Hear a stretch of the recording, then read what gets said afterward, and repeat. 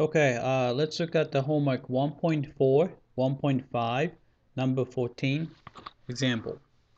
All right, so let's try to find this one-sided limit. So this is going to be a left-hand limit. This is going to be a right-hand limit. All right, so first thing we do is, as always, plug in. All right, so this is going to be equal to, right, on top you have -3 is plug it in, so -3, so I'm gonna put -3 for x, and +1, right, so that's the numerator.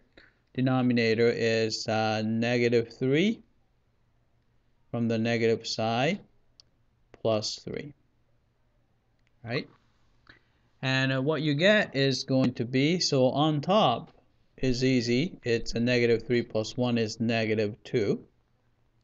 Right, on the bottom you have to be a little bit careful. It's -3 plus 3 would be 0, but approaching from which side, right?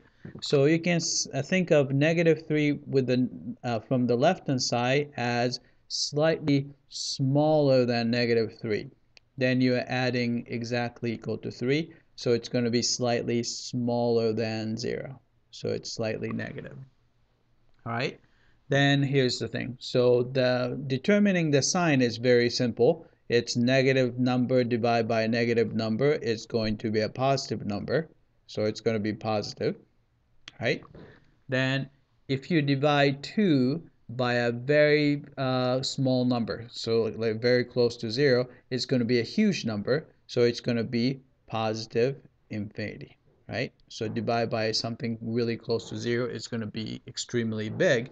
So it's going to be positive infinity. All right?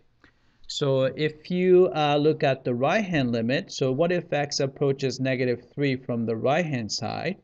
We can do this similar process. So it's -3 plus 1. So the top is going to be exactly the same. The bottom is slightly different, so it's going to be -3, but you're approaching from the positive side and +3.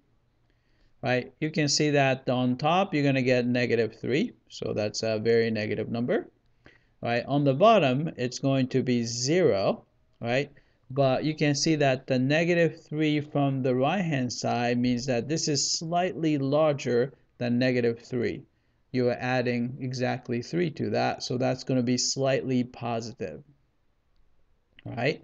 So the sign wise, negative divided by positive, so that's going to be negative, right?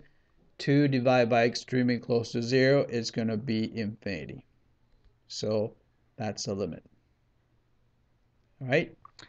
Why don't we check to see if if these two make sense by looking at the graph? All right, so I'm going to use a tool called the Geogebra. So why don't we go to our Sakai website?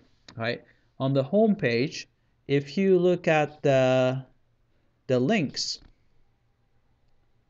all right, so here's a link. There's Firefox and Geogebra, so choose Geogebra and click View. All right. This will take us to the download site, and you can download the program, or you can use this applet. So I'm going to go ahead and use this applet. So click that, right, and then click that. All right, then it's going to pop up. All right, it popped up. All right, so this is the program called Geogebra, and this is a great tool to sketch a graph. So if you want to sketch the graph, like our function was y equals x plus 1 over x plus 3. I think this is a rational function. So hit enter. Right? Might take a while, but it should show up. Right? Maybe it's thinking. All right, got the picture. Maybe I have to move this guy a little bit, so I'm gonna just drag this a little bit, right? Then maybe I wanna zoom out a bit. All right. right? So this is a graph, right? Then you can kind of see that here, right? So x equals -3 is right here. Maybe I should sketch that, right? X equals -3 is right here, right?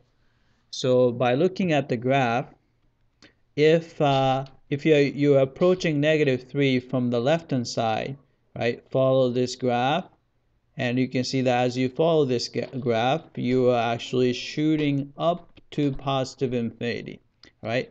So that's why you can see that the left-hand limit is positive infinity, right?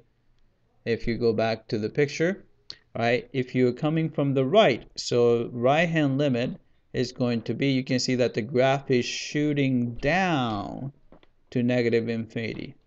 That's why we have negative infinity for this, right? If you remember, infinity is not a number, so the limit actually does not exist. So these two limit, if somebody asks if these two limit exist, answer is actually no. But we can describe how this doesn't these two limit do not exist by saying that the left-hand limit shoots up to positive infinity. That's why the limit does not exist.